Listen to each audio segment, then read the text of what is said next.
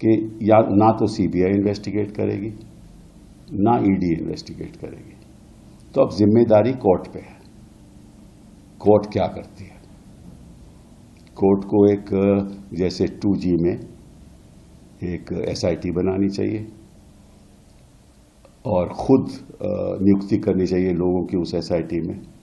वो इंडिपेंडेंट लोग होने चाहिए और जो भी डोनेशंस हुई हैं, जिस डोनर ने भी पैसा दिया है, कुछ तो ऐसी कंपनी हैं जो लॉस में चल रही हैं, उन्होंने भी पैसा दिया है।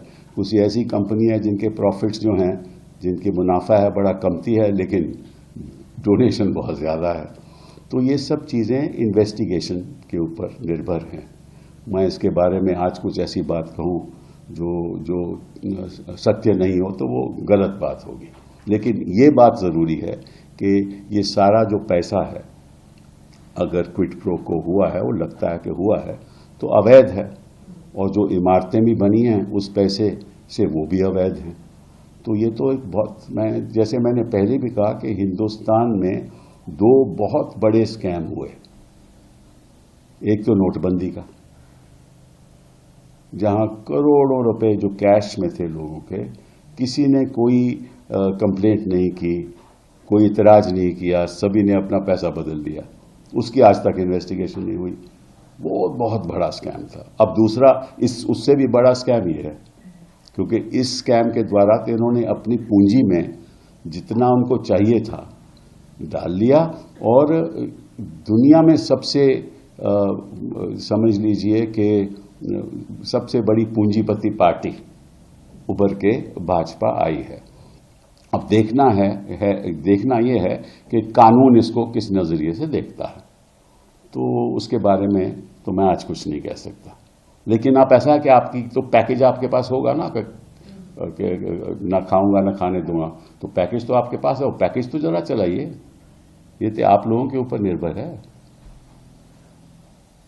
सर, एक ये सवाल भी खड़ा हो रहा है कि 2018 से इलेक्टोरल बॉन्ड्स की शुरुआत हुई थी, लेकिन जो डेटा दिया गया है 2019 से दिया गया है।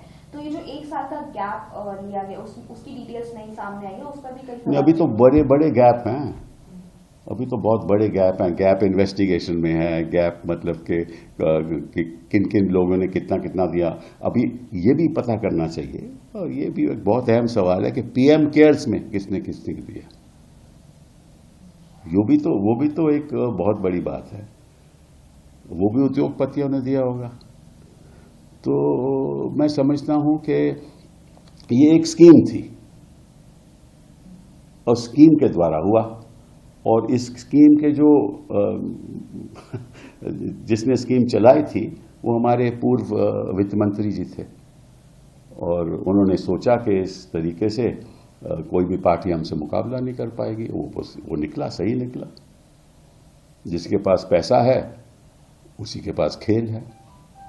Sir, how do you see the mismatch of the data that has been submitted by the SBI? क्या जो जिस तरह उन्होंने कोर्ट में बोला उसके बाद सबमिट किया, लेकिन there is a mismatch. What is the mismatch? The donor and the amount that is. That is not a mismatch. That is yet to be investigated. Yes. Yeah, so you can't say it's a mismatch, right? You have to find out which political party got which donation. That's a matter again of investigation. The court in its order has not said that you must actually look at the entire chain of as to how electoral bonds changed hands. But many of these are direct. Many of these are direct in any case. The companies that are given the bonds are direct. Now the question is who the bonds went to, that's all. That the 2 bond numbers can be found out easily. That's not an issue. That's again a matter of investigation.